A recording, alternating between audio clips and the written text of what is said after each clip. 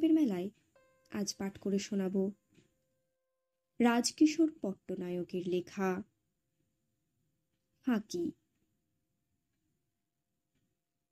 800 টাকা গুণ্ঠদরে জমি কিনে বাড়ি করার সময় বাপে আর ছেলেতে সর্বদা এক কথা, কোথায় বাড়ি হবে। ছেলে বলে রাস্তার ধারে করা যাক, তাহলে রাস্তা থেকে নামলেই সহজে বাড়িতে ঢোকা যাবে।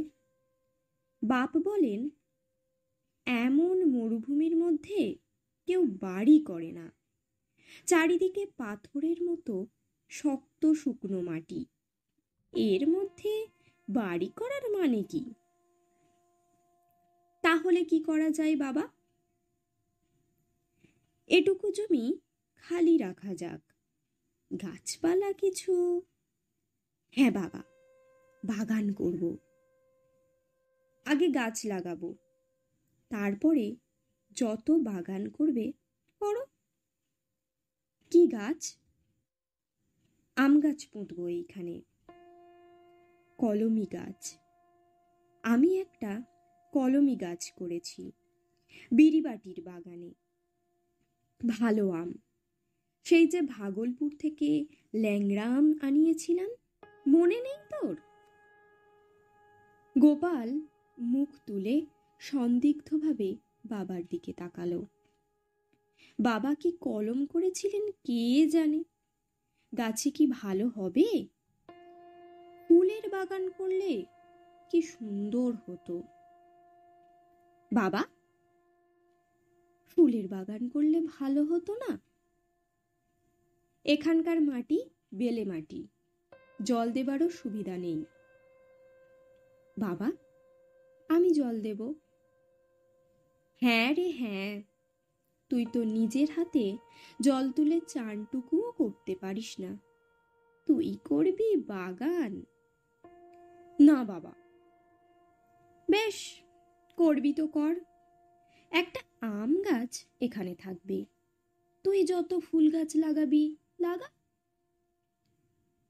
আমের চারা আসলো ছোট একটি হাঁড়ির মধ্যে, কালো মাটির উপরে 1 হাত উঁচু আম গাছ, সব শুদ্ধ গন্ডা আষ্টেক পাতা হলেও হতে পারে। বল তোরে, কোথায় পোতা হবে? বাবা, মাঝখানে পোতো, নইলে এর ডালপালা পাঁচিল ডিঙিয়ে বাইরে চলে যাবে, রাস্তার ছেলেরা উৎপাত করবে, গাছের জন্য কোঁদল লাগবে, বাইরের কোঁদল এসে ঘরে ঢুকবে। তোর কেবল ওই সব কথা। বাপের কথায় রাগ করে গোপাল চলে গেল বাড়ির ভেতর, মায়ের কাছে নালিশ করতে। দেখো তো মা, বাবা আম গাছ নিয়ে পাঁচিলের কাছে রাগাচ্ছেন। গাছে আম ফললে পাড়ার ছেলেরা কি আর রাখবে? ওগো, আম গাছ ওখানে কেন লাগাচ্ছ?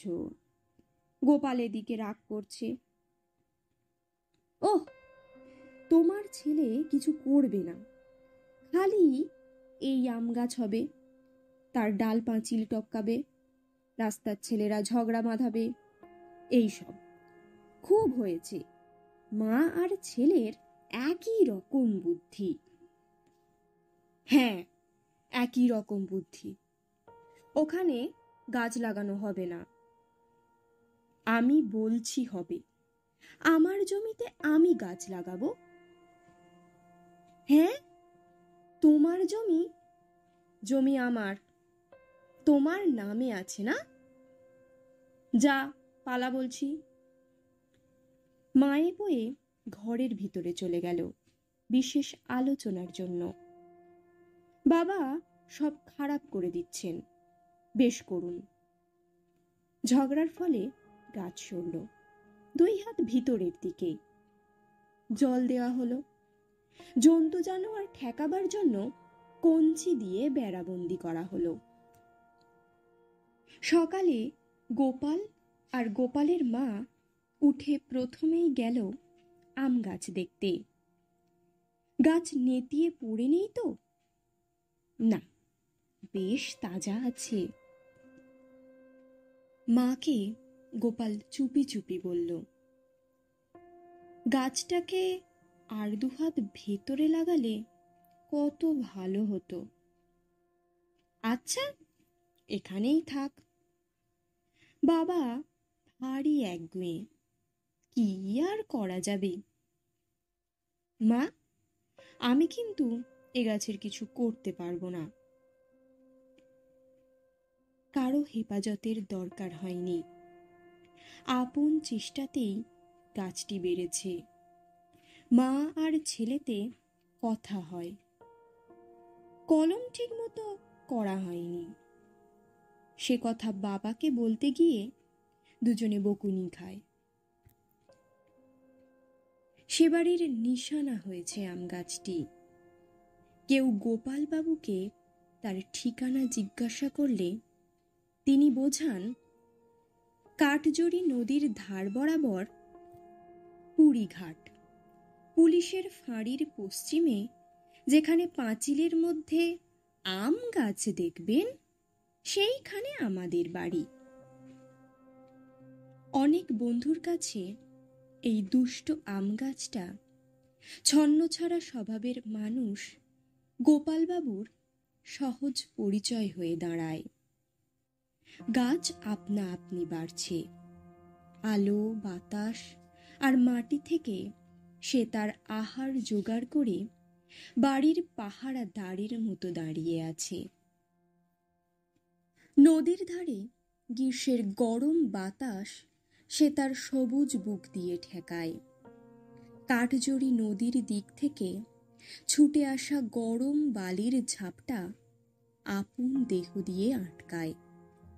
সর্বদা সকলের কাছ থেকে নানা অত্যাচার সহ্য করে সে চুপচাপ আপন মনে দাঁড়িয়ে থাকে। গোপাল তার বন্ধুদের এনে সেই আম গাছের তলায় বসায়।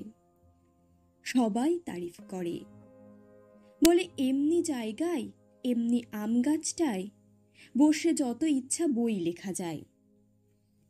গোপাল খুশি হয়ে বলে, এটা আমাদের পোষা গাছ, তাই এত সুন্দর হয়েছে।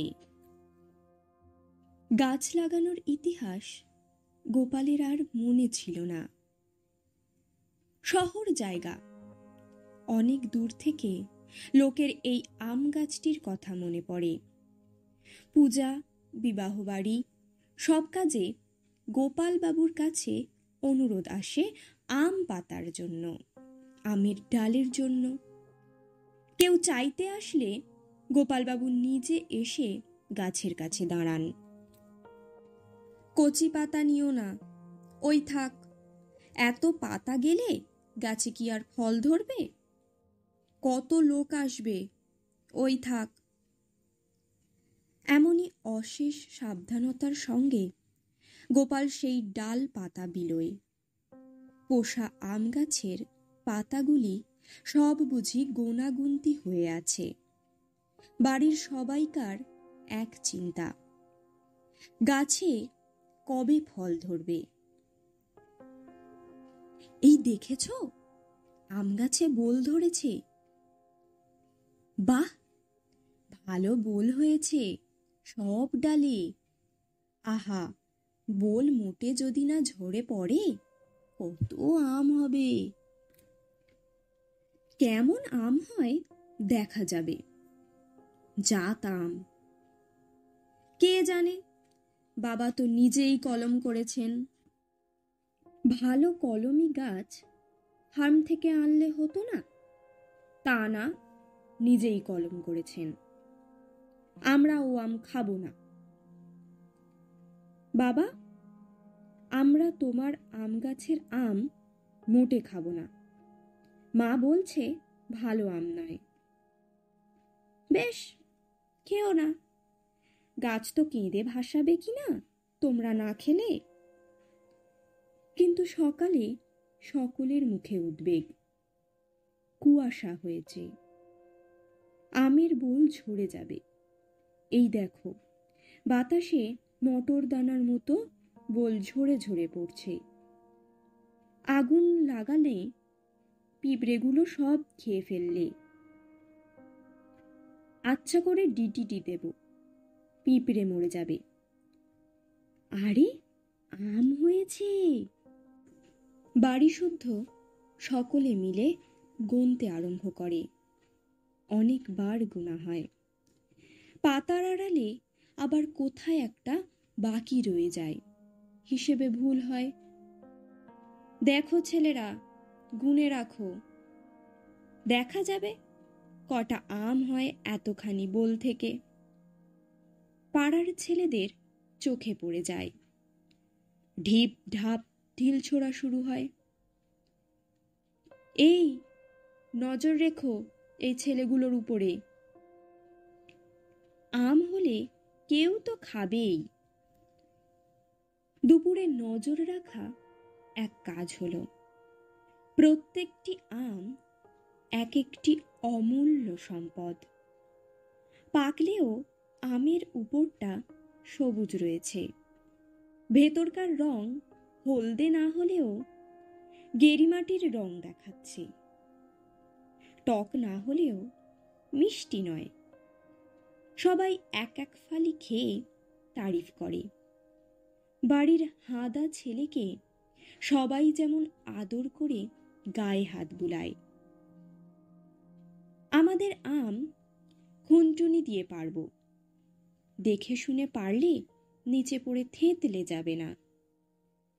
বাড়ির সবাই মিলে খুব সাবধানে আম পাড়ে। আরে দেখেছো, ভালো করে দেখো, কাঠবেড়ালি আর বাদুড়ের চোখ এড়ায় না কোনো আম। আমরা এতজনে মিলে আম পাড়লাম, তবু রোজ কাক, বাদুড়, কাঠবেড়ালির এঁটো করা আম পড়ছে কোত্থেকে কে জানে। পিঁপড়েও মরেনি, আধ খাওয়া আমে ঠিক লেগে আছে। এত যত্ন করে যে কয়টা আম ঘরে তোলা হয়, তার গোনাগুনতি 2-4টি করে বিলানো হয় আত্মীয় স্বজন, বন্ধু বান্ধবদের। বাড়ির সকলের সঙ্গে একেবারে মিলেমিশে গিয়ে আম গাছটি পরিবারের একজনের মতো হয়ে উঠেছে। কেবল তার নাম দেওয়া হয়নি, এই যা। এই যুদ্ধের সময় আম গাছের উপর দিয়ে এক বিপদ যাচ্ছে। উড়োজাহাজ থেকে যদি বোমা পড়ে তবে তার হাত থেকে বাঁচবার জন্য সরকারের লোক ট্রেঞ্চ খুঁড়ে রেখে গেছে একেবারে আম গাছের গোড়া পর্যন্ত। সেই দিন থেকে গাছ হেলে পড়েছে পূর্ব দিকে। যতই ঠেকো দেওয়া যাক, সিধে হচ্ছে না। কি করা যায়? শিশুকালে টাইফয়েড হলে ছেলে যেমন চিরদিন রুগ্ন থেকে যায়, তেমনি বোমা তো পড়ল না, ট্রেঞ্চ খুঁড়ে আম গাছটিকে কমজোর করে দিয়ে গেল। খোঁড়া মানুষের হাতে যেমন লাঠি দেওয়া হয়, হেলে পড়া আম গাছকে একটা পেয়ারা গাছের দোফ্যাকড়া শক্ত ডাল দিয়ে তেমনই ঠেকো দেওয়া হয়েছে। পিঁপড়ে, কাঠবেড়ালি সেই দিক দিয়ে আরেকটি পথ খুলে গাছের উপর যাওয়া আসা করছে। লোক এলে গেলে তার গায়ে সাইকেল ঠেসান দেয়। ফি বছরই সেই এক কথা। এবছর কত আম ফলবে? 3 বছরে একবার ফলন ভালো হয়। গেল বছর হয়েছিল 100 থেকে 5টি কম। এবার দেখা যাক। কারো হঠাৎ দয়া হলে 2-1 তাল গোবর নয়তো 1 ঘটি জল ঢেলে দেয় গাছতলায়। সকলের নজর গাছের পাতার দিকে। এবছর কাউকে পাতা দেওয়া হবে না, গাছ কাহিল হয়ে যাবে, ফলবে না। মা, গাছটা রাস্তার উপরে বড্ড ঝুঁকে পড়েছে, যেতে আসতে মাথায় লাগে। বৃষ্টির সময়ে পাতার জলে গা ভিজে যায়। কেটে দেব কয়টা ডাল? দেখ গোপাল, আম গাছে হাত দিলে ঝগড়া হবে তোতে আমাতে। এমনই শাসানি সত্ত্বেও গোপাল চুপি চুপি কয়েকটা সরু সরু ডাল কেটে ফেলে, কেটে একেবারে বাইরে ফেলে দিয়ে আসে। মা জানবার কি দরকার, রাস্তাটা সাফ হলেই হলো। তবু গাছটার কত মায়া, তার পাতার আড়ালে সব ক্ষতচিহ্ন সে লুকিয়ে ফেলে। গোপালের মায়ের চোখ তার ঠাহর করতে পারে না। গোপাল গিয়ে হাত বুলিয়ে দেয় গাছের গায়ে। ঠিক বন্ধুর মতোই গাছ সব কথা লুকিয়ে রেখেছে। সে বাড়ির একটা অঙ্গ সেই গাছটি। বাইরের লোককে পথ দেখাবার জন্য বাইরের বিজলি আলো জ্বালিয়ে গাছটা আড়াল করে দেয়। ভেতরের কথা লুকিয়ে রাখে বাইরের লোকের কাছে, বাইরের লোককে আপন আড়ালের ওপাশে রাখে। কত ঝড় বৃষ্টি গিয়েছে, প্রতি বছর যত ফুল ফল কুঁড়ি ও পাতা সে ফেলেছে, আবার ততই এসে ভরেছে। গোপাল বড় হয়ে বুড়ো হতে চলল। গোপালের বাবা মা, ভাই বোন, ভাগ্নে ভাইপো সকলেই এগোচ্ছে। গাছটির বয়স বাড়ে না, হয়েছে কালের দালানটার সমান উঁচু। যতখানি জায়গা নিয়েছিল তেমনই রয়েছে। দাঁড়িয়ে দাঁড়িয়ে সে দেখে মানুষের ছেলেরা ছোট থেকে বড় হচ্ছে, বুড়ো হচ্ছে। প্রতি বছর কাক এসে বাসা বাঁধে, বর্ষাকালে পেনে বউ এসে বসে, রাতে কাল পেঁচা এসে ডাকে, রোজ কাঠবেড়ালি খেলা করে। ফি বছর ছেলেপিলেরা তাতে দোলনা টাঙায়। তাদের কলরব কল্লোল, তাদের উৎসাহ আনন্দ সেই আম গাছটির গায়ে গোড়ায় লুটিয়ে পড়ে। প্রত্যেক বছর ঝড় বয়েছে, আম গাছ তাতে কেঁপেছে। তার ডালে পাতায় পিঁপড়ে ঘুরে বেড়াচ্ছে। গাছের নিচে পিঁপড়ে শিকার করতে পিঁপড়ে বাঘ বেলে মাটিতে গর্ত খুঁড়ে বসে থেকেছে। বাতাস তেমনি গাছ জড়িয়ে ডাল দুলিয়ে বয়ে গেছে। সে গাছ অজর। গাছ জানে না, বোঝে না। তাকে উপলক্ষ করে যে যা করে, যে যা ভাবে, তার সম্বন্ধে সে সম্পূর্ণ নির্বিকার। দোলনা পাছে পড়ে যায় বলে তার গায়ে ভোমর করে মোটা পেঁচ আটা হয়েছে। মানুষ আর গাছ জীবনের বিভিন্ন প্রকাশ, কিন্তু দুই পোষ মানে।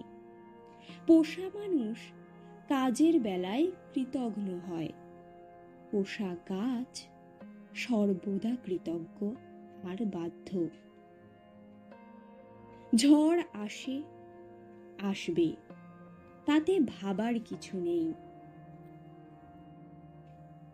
সকালবেলা বাড়িতে হইচই। আরে দেখেছো, কাল রাতে আম গাছ ভেঙে পড়ে গেছে। ভাই ওঠ, আরে গোপাল ওঠ, আম গাছের দশা দেখেছিস? সবাই ছুটে গেল আম গাছের কাছে। গোপাল দেখল আম গাছ পড়ে আছে মাটির উপরে, তার দোলনা বাঁধা দড়ি তার ডালের নিচে চাপা পড়েছে। দাঁড়িয়ে থাকাতে যত উঁচু ছিল, পড়ে গিয়েও তার ডালপালা তত উঁচু হয়েই রয়েছে। গোপাল ঘুরে ঘুরে দেখল গাছের একটা দিক উইয়ে অর্ধেক খেয়ে ফেলেছে, খোপড়া হয়ে গেছে, আর অর্ধেক ভেঙে গেছে। কি রে গোপাল, ওষুধ দিয়ে পিঁপড়ে মারছিলি না? পিঁপড়ে থাকলে উই লাগতো না। এত বড় গাছটাকে উইয়ে খেয়ে ফেললে, গেল। পিঁপড়ে তো মোটে রইল না, উইয়ের রাজত্ব হলো। কাঁচা গাছটাকে ভোজ করে দিলে। কাঠবেড়ালিগুলো দূরে ঘোরাফেরা করছিল। আর কি খাবি রে কাঠবিড়ালি, আম গাছ মরে গেছে। নদীতে স্নান করতে আসে যায় যারা, পথে চলা পথিকেরা দাঁড়িয়ে যায়, বলে, কি ঝড়টা না হয়েছিল, এত বড় ফলন্ত গাছটা উপড়ে পড়ল। আহা আহা,